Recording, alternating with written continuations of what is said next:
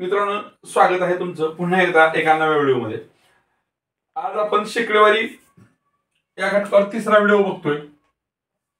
राज्य परीक्षा परिषदेने दिलेली जी मार्गदर्शक आहे 8वी शिष्यवृत्तीमध्ये त्याच्यातील काही नमुना प्रश्न बघतोय। त्यातला आजचा पहिला प्रश्न आहे असा, x चे 25% बरोबर 2000 चे 50%, तर x ची किंमत काढा। आता इथं x ची किंमत काढायला सांगितली आपल्याला आणि x चे 25% जेवढे होणार आहे ते काय होणार आहे, या 2000 च्या 50% बरोबर होणार आहे। मग आधी आपल्याला ह्याची किंमत काढावी लागेल। ह्याची किंमत मांडल्यानंतर आपल्याला पुढचं उत्तर निघणार आहे। तर पहिल्यांदा काय करूया आपण, 2000 चे म्हणजेच 2000 गुणिले 50% म्हणजेच 1/2 गुणायचं आपलं ठरलं होतं। 1/2 कसं, 50/100, 50 × 50, 50/2, त्याच्यामुळं 1/2 असं आपण घेतो।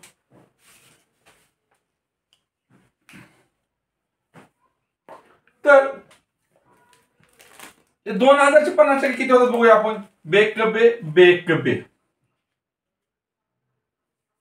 पुढचे 3 शून्य दिले म्हणजे काय झाले, 1000 झाले। आणि आता उत्तर आपलं पुढचं उदाहरण खरं उत्तर चालू होतंय, x चे 25% बरोबर 1000। का 1000, तर ह्याची व्हॅल्यू ह्याच्या बरोबर होती आणि म्हणून इथं 1000 घेतला आपण। तर x चे 25% म्हणजे x गुणिले 25% म्हणजे 1/4। x गुणिले 1/4 बरोबर 1000 होत आहेत। तर आपल्याला विचारलंय काय, x ची किंमत म्हणजे ह्या x ला इकडे एकटं ठेवून हे 1/4 बरोबरच्या विरुद्ध बाजूने लिहावं लागेल। विरुद्ध बाजूने लिहिताना काय म्हणणार बघा, x बरोबर 1 गुणाकारात आहे आणि 4 भागाकारात आहे। इकडे नेल्यानंतर x बरोबर हे 1000 आणि हे 1/4 इकडे नेताना काय होणार, त्याचा गुणाकार व्यस्त होणार आहे किंवा 1 भागाकारात जाणार आहे आणि 4 गुणाकारात येणार आहे। 1 न भागाकारात गेल्यामुळे काही किमतीत फरक पडत नाही। 1000 गुणिले 4 म्हणजेच 4000। x ची किंमत किती आली, 4000 आली। आता इथं डायरेक्ट 4000 आपल्याला दिलंच नाही। 4 गुणिले 10चा दुसरा घात, 10चा दुसरा घात म्हणजे 100, 4 गुणिले 100 हे 400 होते, हा पर्याय नाही। 4 गुणिले 1000 म्हणजे 10, 4चा पुढे 10चा तिसरा घात आहे, 10चा तिसरा घात म्हणजेच 1000, 4 गुणिले 1000 म्हणजेच 4000। आपल्याला पर्याय पाहिजे तर 4000, दुसरं उत्तर बरोबर आहे। पुढच्याचं पण आपण बघूया, 4/10 किंवा 4 गुणिले 10चा 5वा घात म्हणजेच 10 गुणिले 10 गुणिले 10 गुणिले 10 गुणिले 10 अशा पद्धतीने 5 वेळा। त्या 10ला 1 10 गेला म्हणजे 4च्या पुढे 1 2 3 4, 4 शून्य आले, हे उत्तर नाही। त्याच पद्धतीने याचं 4/100 येणार, ह्याचं रूपांतर 4/100 म्हणजेच 10चा दुसरा घात आणि इकडे 10चा 6वा घात आहे। 10चा 6वा घात भागिले 10चा दुसरा घात म्हणजे 10चा 4था घात, 10चा 4था घात म्हणजेच 10च्या पुढे 4 शून्य, हे 40,000 येते। आपल्याला 4000 पाहिजे होतं। दिलेल्या उत्तरातला पर्याय क्रमांक 2 हा आपला अपेक्षित उत्तराचा भाग आहे, त्यामुळे पर्याय क्रमांक 2 निवडावा लागेल। इथं बघा, कॉमन सेन्सचा खूप छान पैकी उपयोग केलेलं उदाहरण आहे। हे टक्केवारी न काढता उत्तर आपण काढू शकतो। कसं काढायचं ते बघा। पर्याय काय, प्रश्न काय पहिल्यांदा समजून घेऊ। 2500 चा 13.5 C असंगत। असंगत म्हणजे दिलेल्या पर्यायातले 3 पर्याय हे ह्याच्याशी संगत आहेत म्हणजेच बरोबर आहे आणि 1 पर्याय चुकीचा आहे। म्हणजे 3 पर्यायांची किंमत काय आहे, याच्या टक्केवारी काढल्यानंतर येणाऱ्या उत्तराशी संगत आहे किंवा सारखी व्हॅल्यू आहे आणि 1 पर्याय त्याच्या व्हॅल्यूशी सारखा नाही। हे कसं सुटतंय बघा। पहिला पर्याय आपण नीट निरीक्षण करूया, इकडे लक्ष द्या। पहिला पर्याय नीट निरीक्षण केलं, 337.5 म्हणजे 337च्या पुढे 0.5 म्हणजे हा किती असतो, दशांश अपूर्णांक अर्धा असतो, म्हणजे 337च्या पुढे अर्धा। दुसरा पर्याय 337च्या पुढे अर्धा। तिसरा पर्याय 33च्या पुढे 75, म्हणजे हे 2 पर्याय संगत आहेत, हा पर्याय ह्यांच्याशी मिळता जुळता नाही। अर्थात तिसरा पर्याय ह्या दोघांची संगत असणार आहे। असंगत आपल्याला 1च पर्याय असणार आहे, ह्या दोघांशी हा मिळता जुळता नाही, म्हणजे हाच पर्याय असणार। पुढचा पण पर्याय बघू आपण, म्हणजे ह्या दोघांची संगत आहे का। पुढचा पर्याय काय, 33.75, 3375/10, 10 म्हणजेच काय, एक घालण्यानंतर दशांश चिन्ह येणार आहे याची व्हॅल्यू. आणि पहिला पर्याय आपला 337.5 आहे, इथं 337.5 म्हणजे ह्याच्याशी हा संगत आहे, ह्याच्याशी हा संगत आहे, हा ह्याच्याशी संगत आहे, सगळ्यांची किंमत सारखीच होती. असंगत पर्याय कोणता आहे? हा. हे गणित करणं अपेक्षितच नाही, म्हणजे कॉमन सेन्सवर आधारित हे उदाहरण आहे. याची किंमत किती ते तरी पण काढूया आपण. 2500 चा गुणुले 13.5 म्हणजेच 13.5 असंच लिहून त्याच्या खाली आपल्याला 100 लिहावं लागणार. हे घालवण्यासाठी, दशांश चिन्ह घालवण्यासाठी आपल्या ह्याला 10 ने गुणावं लागणार आहे, ह्याला 10 ने गुणावं लागणार आहे, म्हणजे 135/1000 होणार. आणि त्याच्याबरोबर 2500 गुणुले 135/1000 होणार. आणि ह्याच्या खाली 1 येणार. ह्या 2 शून्याला हे 2 शून्य गेले. आता 25 आणि 135 चा गुणाकार करू. हे 10 इथे शिल्लक आहे, लक्षात ठेवा. 25 5 1,600, ह्याचे गेले 12. 25 3 75 आणि 12, 75 आणि 2 77 आणि 10 87 मध्ये 7, ह्याचे गेले 8. 25 1 25 आणि 8 33. आणि त्याला खाली 10 आहे. हे 10 म्हणजे इथं दशांश चिन्ह येणार आहे. 3375/10 हा इथं दिलेल्या पर्यायाशी साधारण दाखवणार पर्याय. पण आपल्याला प्रश्न तसा नाही विचारलेला. प्रश्न आपल्याला काय विचारलाय? असंगत, म्हणजे ह्याच्या किमतीशी असंगत. 3 पर्याय ह्याच्या किमतीशी जुळते असणार आहे आणि एक पर्याय ह्याच्या किमतीशी जुळता नाही, तो हुडकून काढायचा. मग 337.5 ह्याचं उत्तर आलं. 337.5 उत्तर आल्यानंतर हे 0.5 म्हणजेच अर्धा आहे, हे 1/2 म्हणजेच अर्धा आहे. ह्याच्यावर लक्ष देते. पुढचा प्रश्न बघू. 720 डेकामीटर रस्त्यापैकी 42% रस्त्याचे सुशोभीकरण, किती टक्के? 42% रस्त्याचं सुशोभीकरण झाले. तर किती मीटर रस्त्याचे? मीटर गणते बघा. इथं 2 खोच आहेत प्रश्नात. इथं दिलंय डेकामीटर, विचारलंय मीटर मध्ये. किती मीटर रस्त्याचे सुशोभीकरण होणे बाकी आहे? म्हणजे सुरुवातीला आपल्याला ह्या डेकाला मीटर मध्ये कन्वर्ट करावं लागेल. आणि मग पुढे पण खोच काय आहे बघा. दिलंय आपल्याला, झाले किती? 42%. राहिलं किती? 58%. म्हणजे राहिले किती? 42% झाले म्हणजे 58% राहिले. 58%ची व्हॅल्यू काढायची. पहिल्यांदा आपण 720 मीटर मध्ये कन्वर्ट करू. आपल्याला दशांश अपूर्णांकाचा जो माझा व्हिडिओ आहे त्याच्यामध्ये हे कन्वर्जन दिलंय. Kilo, hecto, deca, metre, deci, centi, milli. जर एखाद्या मीटरचं डेसी मध्ये रूपांतर करायचं असेल तर 1/10 करतो त्याचं. आणि जर डेकामध्ये रूपांतर करायचं असेल तर 1/10 करतो आपण. म्हणजे 720 डेकामीटर म्हणजेच 720 डेकामीटर म्हणजेच त्याला 7200 मीटर होणार. आता 7220 मीटर रस्ता आहे. किती मीटर मध्ये रस्ता? आपण डेकाचा मीटर मध्ये केल्यानंतर 7220 मीटरचा रस्ता आहे आपल्याकडं. आणि 7220 मधलं 42 दोन्ही पद्धतीने काढू शकतो आपण. झालंय किती ते काढलं तर ह्यातनं ते मिळालेलं उत्तर वजा करावं लागणार. पण आपण असं करूया, 7200 चे 58% राहिलेला डायरेक्ट काढूया. तर 7200 चे म्हणजे गुणुले 58/100. 100 ला हे 2 शून्याला हे 2 शून्य गेले. 72 गुणुले 58. 8 2 16, ह्याचे गेले 1.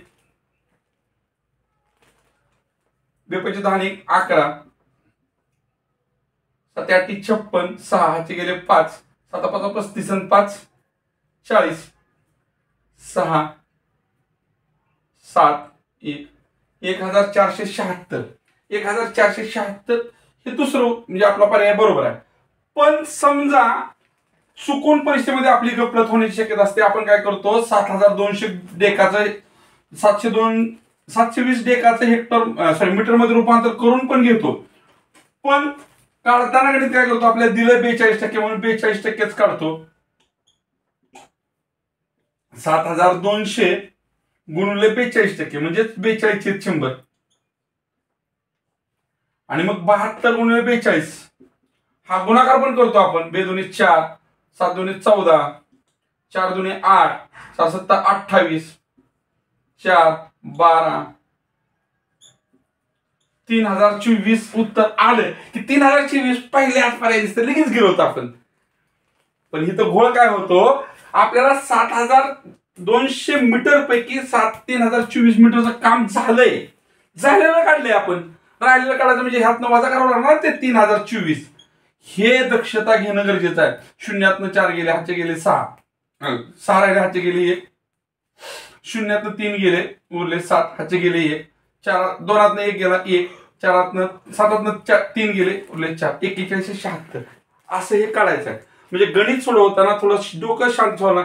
जर सगळं क्रिया करून गणित समजून सुद्धा आपण झालेलं दिलंय आणि विचारलंय राहिलेलं हे नाही समजून घेतलं तर आपली इथं दांडी उडण्याची शक्यता असते. पुढचं उदाहरण आपल्या समोर असं आहे, 133/700 या अपूर्णांकाचे शेकड्यात रूपांतर करा. पहिल्या व्हिडिओमध्ये आपण ज्यावेळेस काही मूलभूत संकल्पना समजून घेतो शेकडेवारीच्या, त्याच्यामध्ये असं सांगितलं होतं ज्यावेळेस आपण अपूर्णांकाचं टक्केवारीत रूपांतर करणार आहोत किंवा शेकड्यात रूपांतर करणार आहोत त्यावेळेस अपूर्णांकाचा छेद कोणत्या तरी एका संख्येनं भागून किंवा कोणत्या तरी एका संख्येनं गुणून 100च्या रूपात आणायचा हे सांगितलेलं होतं. मग इथं बघूया 133/700 आहे. हा छेद 100 मध्ये मला बदलण्यासाठी काय करावं लागेल, दोन्हीकडे भागिले 7 न करावं लागेल. ह्याला 7 न भागलं तर 100 येणार आहे. तसंच ह्याला 7 न भागावं लागेल. 7 1 7 उरले 6, 6च्या पुढे पुढचे 3 घेतले 63 झाले, 7 9 63, 19/100 असं या अपूर्णांकाचं रूपांतर झालं किंवा संक्षिप्त रूप झालं म्हणूया. आणि 19/100 म्हणजेच कोणत्याही संख्येची भागाकाराच्या रूपात 100शी तुलना करणे म्हणजेच शेकडा काढणे किंवा टक्के काढणे म्हणजेच 19%. आणि 19% पर्याय आपल्याला दिलेला आहे, पर्याय क्रमांक 3.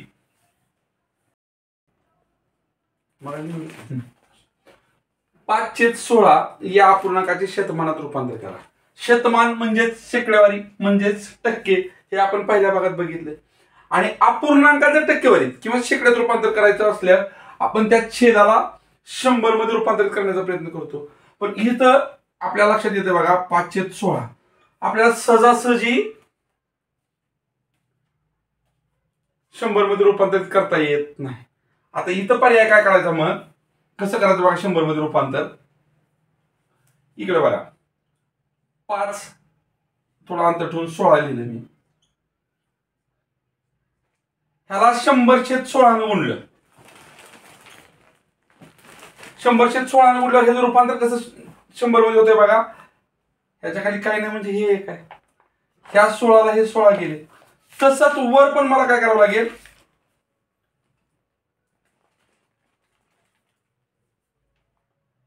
16ला गुणावं लागेल. एक म्हणजे 5 गुणिले 100/16 गुणावं लागेल.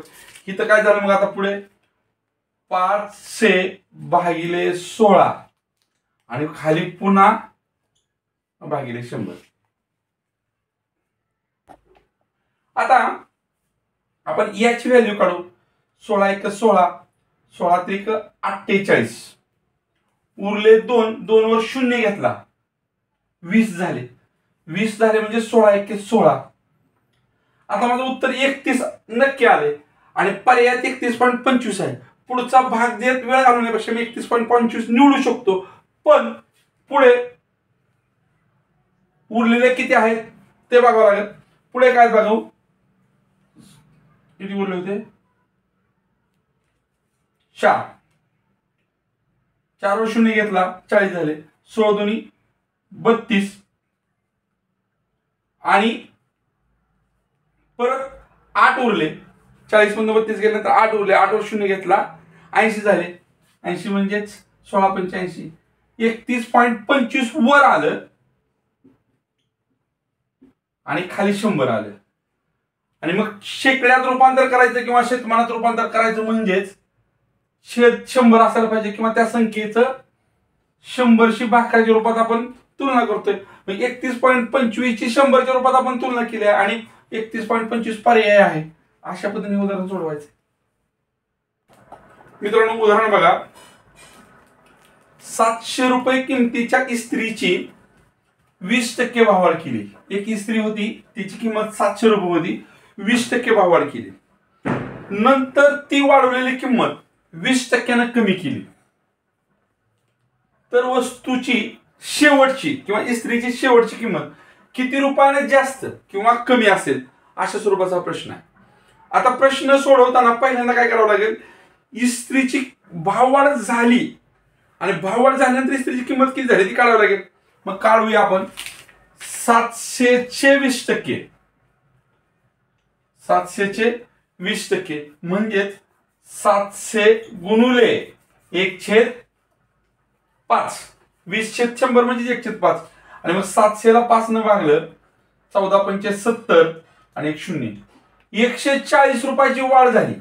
म्हणजेच 700 रुपयाच्या इस्त्रीची 140 रुपयानं वाढ झाली. ती वाढ किती झाली, किंमत किती झाली मग वाढवल्यानंतर 840 रुपये झाली. इस्त्रीची किंमत 20% वाढवल्यानंतर इस्त्रीची किंमत किती झाली तर 840 रुपये झाली. आणि आता काय केलंय, पुन्हा 20% कमी केलंय. म्हणजे आपल्याला 840चं 20% काढावं. 840चे 20% म्हणजेच 840 गुणुले 1/5. 840 भागिले 5 करूया. 5 × 1 = 5, 3 उरले, 3च्या पुढे 4 घेतले, 34 झाले. म्हणजे 5 6 = 30, 6चा भाग बसला, उरले 4, 4च्या पुढे 0 घेतले, 40 झाले. 8×5 = 40. 168 रुपये कमी केली. 840 रुपयाचं 20% म्हणजे 168 रुपये. म्हणजेच 840 मधनं पुन्हा वजा किती केलेत, 168 कमी केलेत. ह्यातनं 168 वजा केले आपण, 168 कमी केलेत. शून्यातनं 8 गेले, 2 उरले, हातच्या माघार दिला. 4तनं 7 गेले म्हणजे 14तनं 7 गेले, 7 उरले, हातच्या माघार दिला. आणि 8 मधून परत 2 गेले, 672.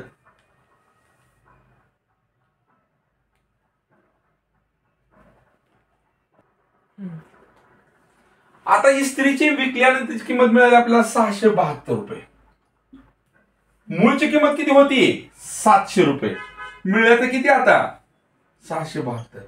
672 मग आज 700 मधून वजा केल्यानंतर उरते 28. 28 रुपयानं किंमत कमी झाली. आणि मग पर्याय आपल्याला 28 न कमी झाली. पर्याय क्रमांक 3. 42% वजा कंसात आहे 7% गुणिले 14% बरोबर x. तर x ची किंमत किती, x बरोबर किती असं विचारलेलं आहे. आता आपण पदावलीच्या नियमाप्रमाणे सोडून घेऊया. पहिल्यांदा 42% म्हणजे 42/100 वजा 7% म्हणजे 7/100 गुणुले 14% म्हणजे 14/100. हे सिंपल आपण मांडून घेतलं. आता आपल्याला लक्षात येतंय तिरकस भाग जात नाही, तिरकस भाग जात नाही. भाग जरी गेला तर पूर्ण भाग जात नाही. त्यामुळं भाग न देता आपण काय करूया, अंशाचा सरळ गुणाकार आणि छेदाचा सरळ गुणाकार करूया. म्हणजे या कंसाचं उत्तर काय येते आपलं 14×7 = 98 आणि 100 गुणिले 100 1च्या पुढे 1 2 आणि हे 2 4 0. आता हे वजाबाकी चिन्ह आणि 42/100 हा पूर्णांक आपल्याला मिळाला ना. पूर्णांकाची वजाबाकी करायची. आता पूर्णांकाची वजाबाकी करायची म्हटल्यानंतर आपला छेद समान पाहिजे. तो छेद समान नाही. छेद समान करून घेण्यासाठी काय करावं लागेल, ह्या 100ला आपल्याला 10,000 करावं लागेल. त्यासाठी 100नच गुणावं लागणार आहे.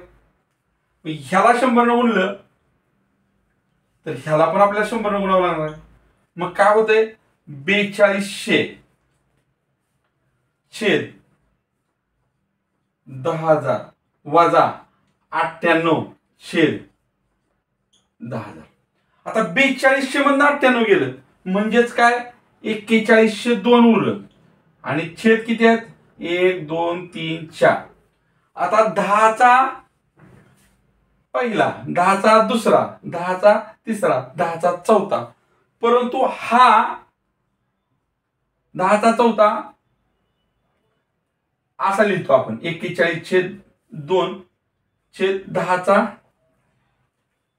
लिहितो. हा छेदातला वर घ्यायचा असेल तर त्याचा आपण व्यस्त करतो, म्हणजेच 41/02 गुणिले 10⁻⁴ घेतो. हा -1/4 काय झाला तर हे 1/10⁴ ह्याला गुणुले आहे. वरचा अंश काढून टाकायचा असेल तर याला आपण वजामध्ये घेतो. हे आपण घातांकामध्ये शिकलोय, घातांकाच्या व्हिडिओमध्ये बघितलं तर आपल्याला दिसेल.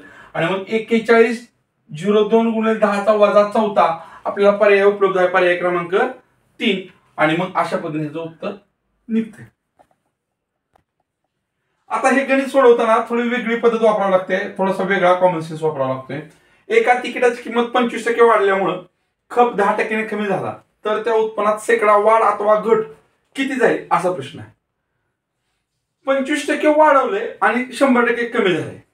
हे गणित सोडवताना आपल्याला काय करायचं, पहिल्यांदा मूळची किंमत आपण समजून घ्यायची. मूळची किंमत त्या तिकिटाची किती समजायची आपण, 100 रुपये होते असं समजायचं.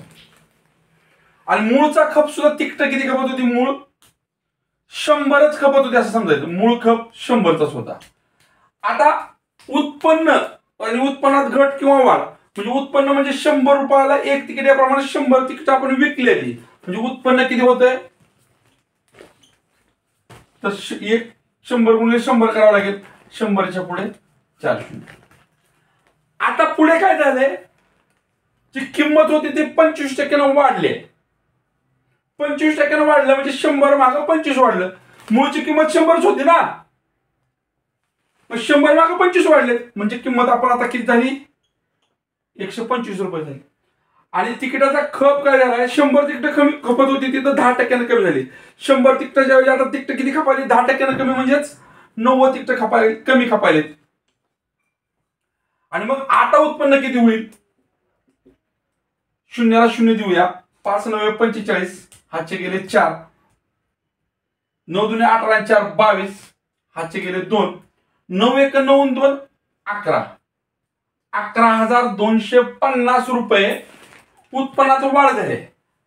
आणि 11 म्हणजे 11,250 आता उत्पन्न व्हायले. उत्पन्नाची वाढ करायची म्हटलं तर 11,250 रुपये आता झाले. तर पहिलं होतं 10,000, म्हणजेच उत्पन्नात वाढ झाली आपल्याला 1,250. ही टक्केवारीच मांडायची आपल्याला. 1,250 हे कशामागे झालेत आपल्याला, तर 10,000च्या माग चे किती टक्के, 1% बरोबर.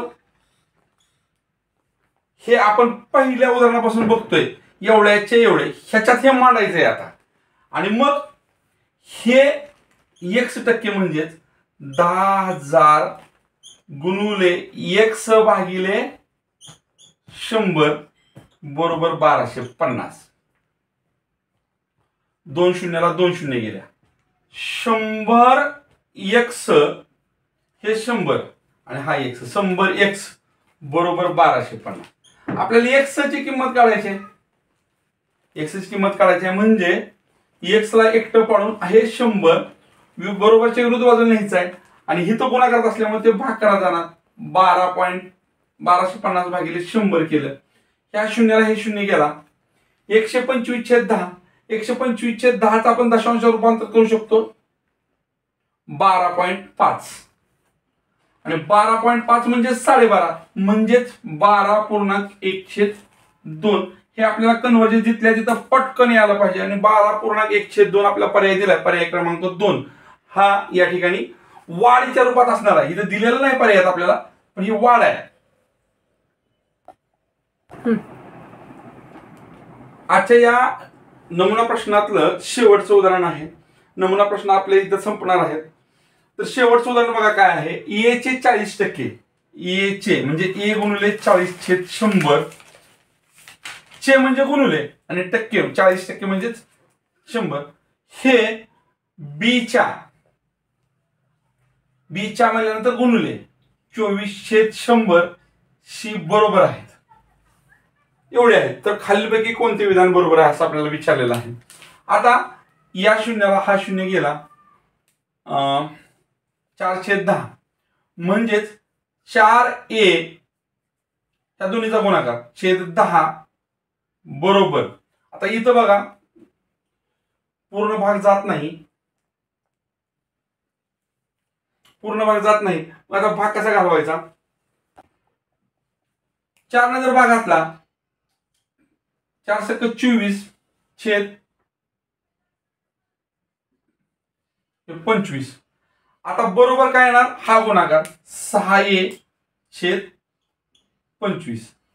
आपण गुणोत्तर प्रमाणमध्ये ज्या प्रमाणात संख्या असतात, पहिली संख्या, दुसरी संख्या, तिसरी संख्या, हे बघितलं होतं.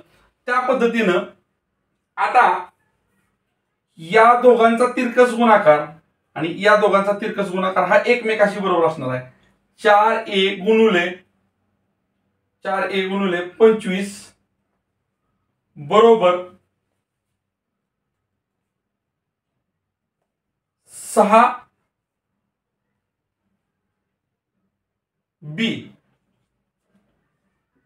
गुणिले 10